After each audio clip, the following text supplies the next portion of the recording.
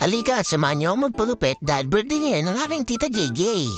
At pagpasok ko nga pala dito sa pagupitan, titignan ko sa salamin kung ano bang mas mabagay sa aking gupit. At tayo na nga pala si tatay, sabi ko nga pala sa kanya, shaggy lang. Siya gilid lang ang gugupitan. Pero syempre biro lang yun. Alam naman na ni tatay kung ano igugupit niya sa akin.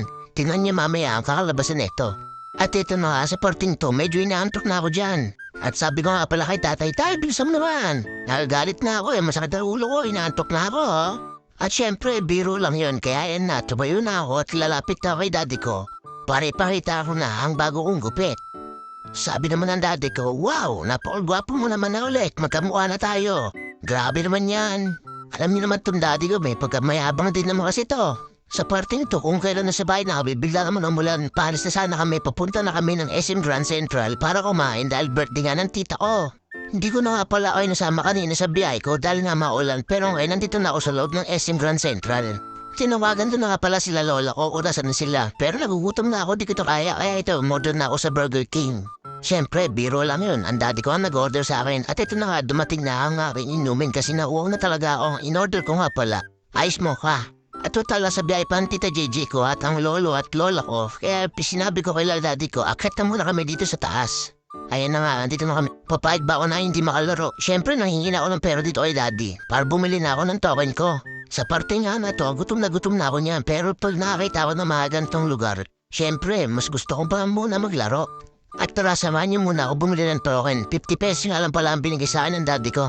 Sa 50 pesos nga pala nin, ayan, meron akong 13 tokens dyan na lalabas dito, yan. Hintayin natin, silip-silipin muna natin. Ayan na, nahulog na.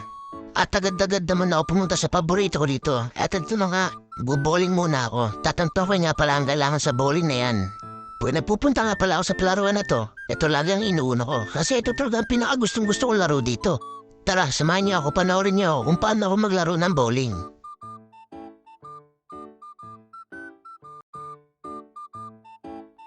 At sa parte nga pala ito, tingnan mo marami pa ako exhibition na ginagawa.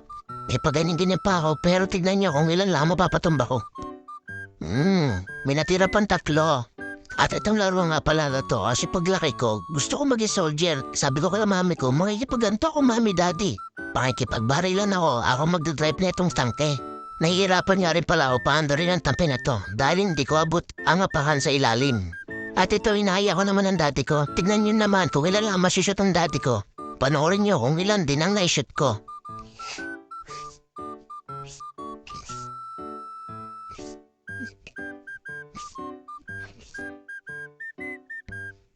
Mas marami pa akong nasushoot sa'yo, daddy. Tignan mo naman ang pagkagawa mo.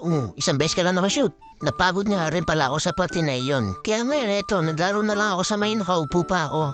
Ano nga ba tao dito? Hare ba to? Ay, ewan ko. Bahala kayo, basta ako maglalaro ako. Hindi nga rin pala ako umubra sa kalaban ko dyan. Dahil ang score namin, 8-0. Talo ako dyan, guys. Last token na nga rin pala natin to. Tingnan natin kung makakuha ko. Dahil tumawag sa akin sila tita Gigi ko, malapit na rin daw sila. Panoorin nyo ha kung makakakuha ko. Dahil kanina nakakuha ko dito, di nga lang na video ng daddy ko. Nyek! At ayan na nga, kumapit na siya, pero kusa siyang bumitaw. Gaya ng pagbitaw mo. At ito, bilangin na natin ang nakuha kong mga ticket. Sa parting to, hindi ko na pala napakita kung ano nakuha ko dahil dumating ang lola ko. Ayun nga pala ang tita JJ ko, siya may birthday ngayon. Ayun nga rin pala ang lolo ko na lagi nagbibigay sa anong pera. Kaya gaya ng sabi ko kanina, nagugutom na ako. At agad naman ako nagturo, sabi ko dito lang tayo kumain sa may Panda Express. At napakabilis ka rin pala ng order dito. Dumating na agad ang order namin.